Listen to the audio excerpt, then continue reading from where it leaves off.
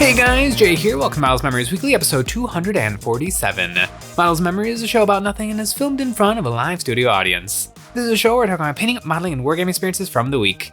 Now you might be thinking stuff, Jay, you put out 3 DVDs a week. How? Could I possibly have more to say? Well, I do, and here goes.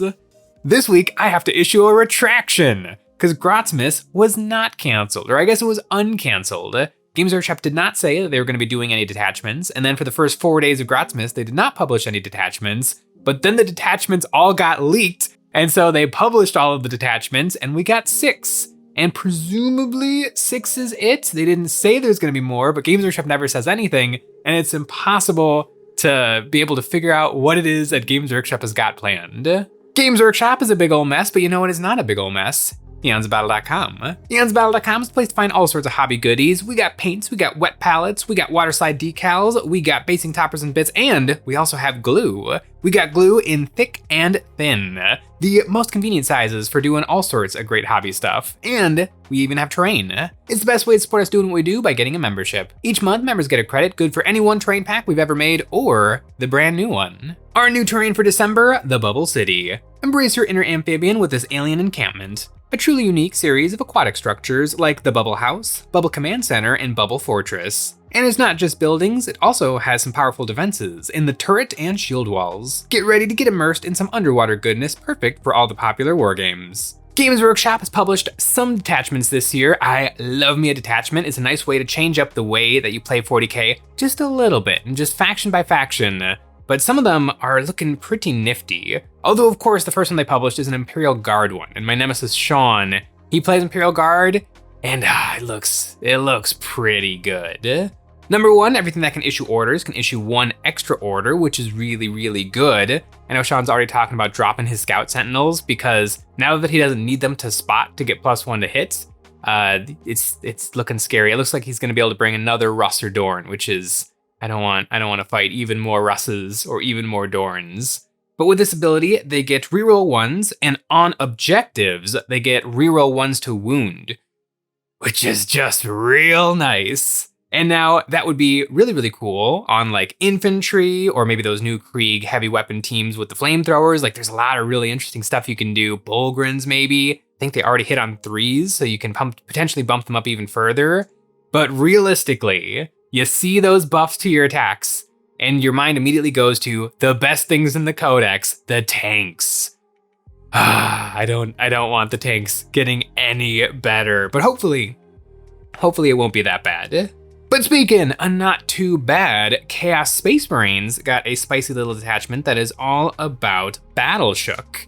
Battle Shock is an interesting mechanic. It's probably the best morale system that 40k has had. Usually, sometimes you would literally run away from a fight, or sometimes extra guys would just drop dead. Morale's kind of been all over the place over the course of 40k, but the way 10th edition handles it now is fine, if a little bit bland. But it gets a little bit more interesting in this detachment. In this detachment, if an enemy unit is within 12 inches of a Heretic Astartes unit, and they're below their starting strength, so at least one guy has died, then they need to take a Battle Shock check at -1. -1 is a really big deal. Most things have good leadership, but -1 is usually the break point between you're more likely to fail or you're more likely to succeed. So now you've got an enemy unit that may or may not be Battle Shook, and if they are Battle Shook, number 1, if they're Battle Shook, then they're -1 to hit Heretic Astartes models, but then the Heretic Astartes models get +1 to wound, which is kind of cool. It's a little tricky because you can't make an enemy unit fail Battle Shock, but you could get lucky and have them be Battle Shook, in which case your models get quite a bit better. Honestly, I would almost be fine if that was just the rule for Battle Shook, like you're -1 to your hits, or you're +1 to get wounded, or +1 to get hits. Like, I think that would actually make Battle Shock a little bit more interesting, because when I play 40k, the only thing that really comes up with Battle Shook is sometimes you don't get to spend a stratagem that you wanted to spend on that unit because you're not allowed to because they're Battle Shook, or I forget if in combat, you're not allowed to just walk away, but are you still allowed to take a Desperate Escape test if you're Battle Shook? If you are, that's lame. It's always really lame to me when the enemy unit who's in close combat just walks away.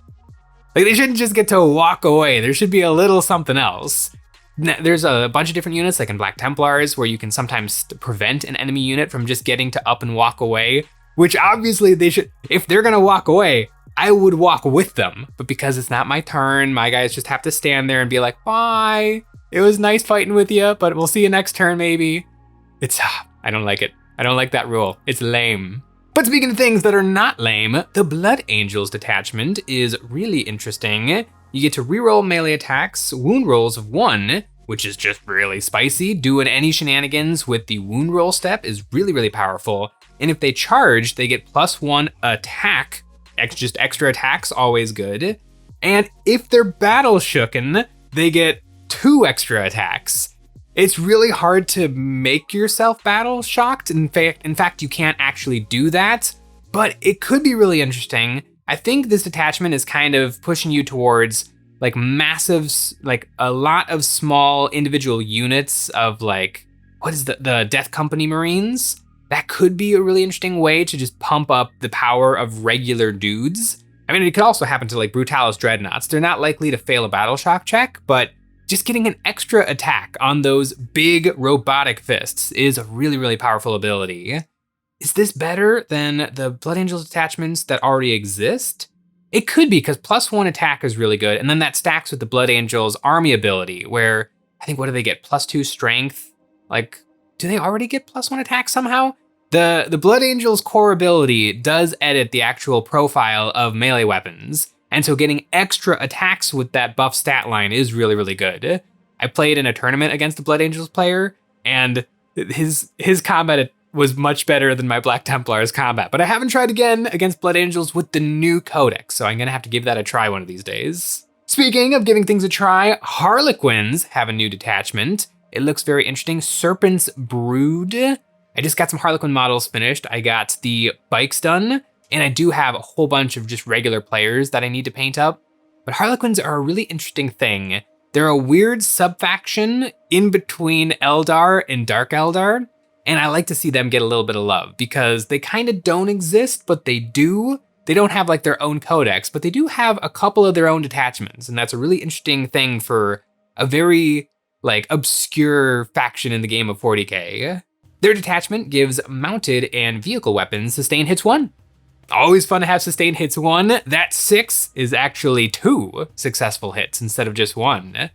And the Harlequin vehicles get some really, really spicy ones. They get like haywire all over the place. They get super haywire on the Harlequin boat, the Harlequin big boat. Actually, I think I've got 2 of those kicking around somewhere. They're pretty good.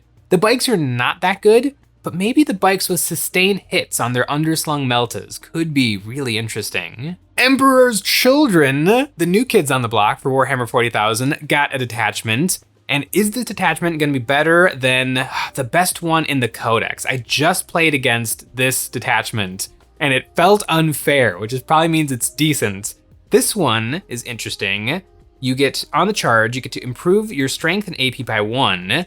And there is a specific rule for Snakeboy himself, Serpentius. He gets Prideful Superiority for 1 less CP. This is a stratagem that lets him, it lets you reroll all hits and all wounds against character models. So Fulgrim he's gonna automatically kill any character, but is that good? Like, I could see maybe against like a Logan Grimnar, or maybe a Black Templar's High Marshal Helbrecht, or maybe against another, like the Lion, another Primarch. It could be interesting to just, boom, you are super dead. You are the most dead that you could possibly be right now. Like, that could be a really powerful thing. Silent King would be a really, really good one to pull this out on. But for the most part, characters probably aren't gonna matter that much, and he probably do a pretty good job of just striking the squad and wiping them down to the character, if not full wiping the squad. I feel like this is only useful in some situations, but with that said, having him reroll all dice against characters is almost a sure thing. It's a really, really powerful ability, and so maybe that is the reason why like you would actually take him, because Fulgrim, not the most exciting thing in the Emperor's Children Codex, but I don't know, there's definitely something to it. I'm interested to see this new detachment in action. And speaking of new detachments, there is one other new detachment, unless Games Workshop has anything else planned for us that is not leaked yet. Please be a Black Templar detachment. Please be a Black Templar detachment. But Space Wolves got a detachment. They get Masters of the Wolves. This is a little bit like the tiered detachment where you pick one at the start of the game. But in this one, you pick one at the start of every command phase. You pick a wolf or you pick a vow. One of them is reroll advance and charges. Just classic, nice, decent. Then you can reroll ones to hit at range. Also really good. Or +1 to hit at range, which is even better. And then the last one is lethals or sustained in the fight phase. That's really, really good. Most combat armies get something very similar. Black Templars, they're baked into our weapons. Emperor's Children, do Emperor's Children? They actually don't get a lot of buffs to their melee. They just get to cheat and get to advance and charge with everything all game long. But getting lethal and sustained is a really, really powerful ability in your combat. And the ability to pick is really, really spicy because sometimes you really need to pump those numbers up, but sometimes you just need those dice to punch through to the enemy's save. And so that's when the lethals get really, really powerful. And if you take Logan Grimnar, you get to pick one of these three things again for your army.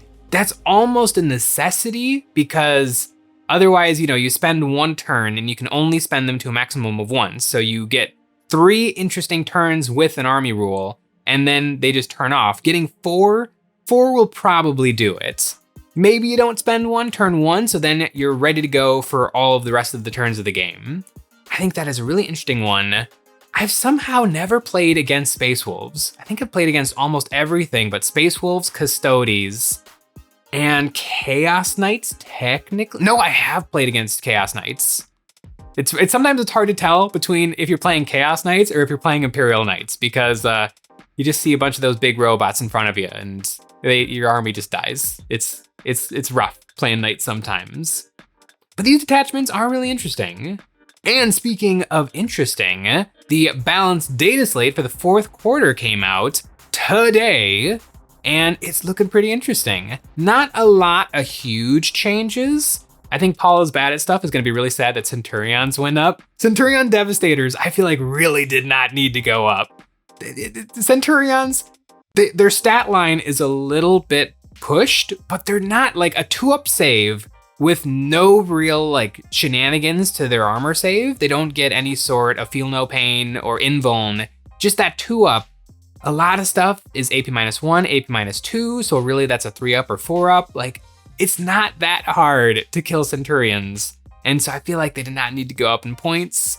At least they didn't. I think Assault Centurions are still down in points, and those are my babies. I love Assault Centurions. I've taken them in so many games. Having a dedicated melee unit that only moves 4 inches is hilarious and awesome. A 2-up save in combat is a little bit different than a 2-up save at range because a lot of things, being in a pack of guardsmen with a 2-up save in close combat, it's kind of glorious. I love Centurions. And my Black Templars got hit with the nerf and the buff bat. All of the new things that came out with the Codex, the Banner Boy and the Unique Chaplain dropped 10 points. Which is fine. I don't know if that drop is enough to make them good. And then things that were really, really good, like the Castellan, the Emperor's Champion, and the Repulsor Executioner went up in points. So the army list that I've been tinkering with is up about 70 points. A little rough. I don't know. Rupex is 235 points, very fair. They were ridiculously good and will continue to be ridiculously good, but you're gonna pay some more points for them. Emperor's Champion, also ridiculously good, probably worth the extra 10 points. And the Castellan, that one's gonna hurt a little bit because most people are bringing 3 of those suckers. I know I am, but that's another 30 points right there in points that I no longer have in my list. So it'll be interesting. I've been kind of tinkering around more with my Xenos armies lately than my Black Templars because I started 10th edition just playing Black Templars game after game after game after game. And I got a little burnt out, but now that we got a new codex, now that we got some new models to try out, maybe there'll be something to getting the old Templars back out on the board. And I haven't even gotten to try the new Sword Brethren. Sword Brethren went through a massive change with the Codex, where before they were a little bit more hero-y. I guess now they're a little bit more hero-y. They're Vanguard veterans with 2s to hit. Like, they're just really, really solid. And they get chain swords with 6 attacks apiece. Now, it's tricky because the power swords are better, and you only get to take 3 because of the law of 3 in Warhammer 40,000 10th edition. So is it worth it to drop one of those power sword squads to take a chain sword squad? If they were somehow battle line, or if I was somehow allowed to take more, I would for sure take some little 4-man squads with the chain swords for Funyun rings. But with the rule of 3, I'm only allowed 3, so I think I might just end up maxing out on the power weapons. There's something spicy about a small number of Space Marines throwing so many dice. And speaking of Space Marines throwing so many dice, the new hotness for the Ultramarines, the Victrix Honor Guard, they've been a little punishing in 40k since they came out and are clearly very, very good. And so I think everybody expected them to receive a nerf points-wise, but they got a nerf and a buff? The 3-man squad actually went down, but the 6-man squad went up. And Cato Sicarius, not the best Cato Sicarius, but the lesser played Cato Sicarius went down in points. So I guess we'll see, but it's really interesting. It's very rare to see one unit go up and down at the same time. It's unusual, but I don't know. We'll have to see what happens. I want to play some 40k. I got a chance to play around with my Krootsies a little bit. Kroot Tau is a lot of fun. It's finally scratching that itch of, I want a horde army that doesn't just feel like I'm pushing nothing across the board. Like Imperial Guard, sometimes even Necron Warriors. Necron Warriors are a little tankier, but like it's annoying to bring tons and tons of miniatures just to have them evaporate. But Kroot don't really evaporate because they have a 5-up invuln against range attacks. They can have a 6-up feel no pain with the Flesh Shaper, and they have stealth, so they're -1 to be hit. Like, all of those things working together in tandem does make them kind of stick around a fair bit longer than they should. And it really feels fluffy and flavorful that the Kroots, the evolution perfected, the masters of the hunt, get out of here, Space Wolves. These guys are able to sneak around the board. They're able to hide behind like one little shrub anywhere on the board. They can all pile right behind it and get -1 to hit. It's like they have cover all the time. It's really, really fun. And so now that I've got like all of the Kroots of my model close, then I think I'll be starting to work on some actual Tau stuff. And I'm a Kroot lover at heart, so I haven't looked that hard at the Tau stuff, but I've given them a little look-see lately. There's some really spicy, juicy stuff on the Tau half of the army. I say Tau half of the army, it's a Tau army, and there's a little door with some Kroot stuff behind it, but that's what I like. I like the Kroot. And so now it's time to experience a little bit of the Tau.